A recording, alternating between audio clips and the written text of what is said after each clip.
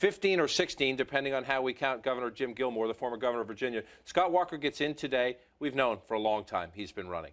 His big mark with the conservative base is I stood up to the labor unions. I'm fighting teacher tenure in the state of Wisconsin. Just before his announcement, he signed his budget, the Wisconsin state budget. One of the reasons he hasn't announced earlier was he wanted to get some state business done. Another reason, let's be honest, he wanted to raise a lot of money, like Jeb Bush, for his super PAC before he officially jumped in. He says, look at this video, campaign video just out this morning. He says a lot of nice people running for the Republican nomination, but there's one big difference, Scott Walker says.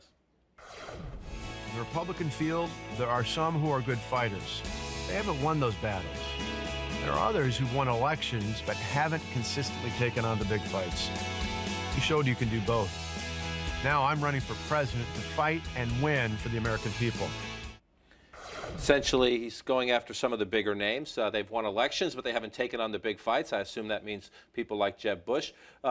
What is his calling card here? He's interesting in that he's being very clear. He says, I'm going to fight for the Republican base. I'm not going to move to the middle. I think if I prove that I'm the most conservative guy in the field who can govern, I can win. Yeah, absolutely. And if you talk to voters in Iowa in particular, also in New Hampshire, if they know something about Scott Walker, they know about his recall fight in Wisconsin. They know that he took on the unions and he won. And so his campaign wants to capitalize on that. They feel like that is something that appeals to Republican voters, particularly voters who have watched a Republican-controlled Congress not be able to push back on Obama on a lot of things and not be able to take back the White House. Is it enough that he was the winning Republican in the conservative base's mind during the tough Obama years? You had a Democratic president reelected. There was Scott Walker in a blue state fighting the fight, quote unquote, winning the fight. But we've also seen to win Iowa, he's moved to the right. And some people will say, well, wait a minute, you're doing just what you said not to do. You're kind of flip-flopping and pandering to the base. Well, because he's the Iowa frontrunner at this point, and because he's just now getting in the race, I think there's going to be a lot more scrutiny